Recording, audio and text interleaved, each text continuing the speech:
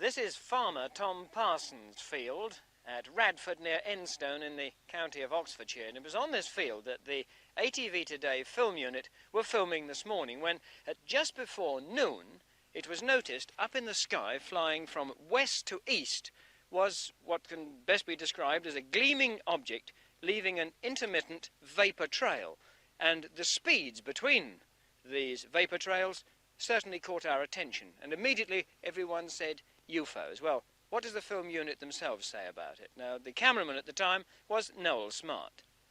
What did you see, Noel? Well, first of all, we saw what appeared to be a very large vapour trail, much thicker than the normal vapour trails.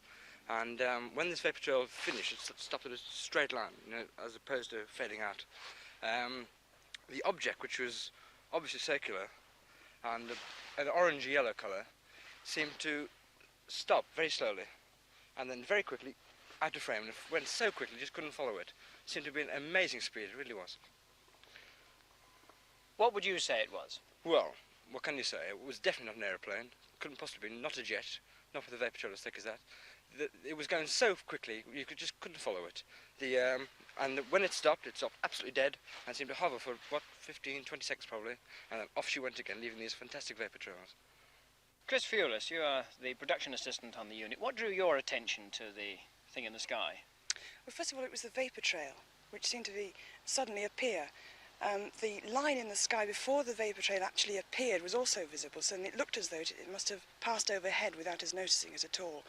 But then the vapour trail itself was, may I say, sort of curly, as though the object that was leaving it was in fact spinning. Then, looking at the object itself, you could see with the naked eye that it was in fact spinning, and orange and round. And what do you think it was? We've all of us, the unit, of course, we've talked about it. We all think that what we would like to say really is that we don't know what it was, so we call it a UFO.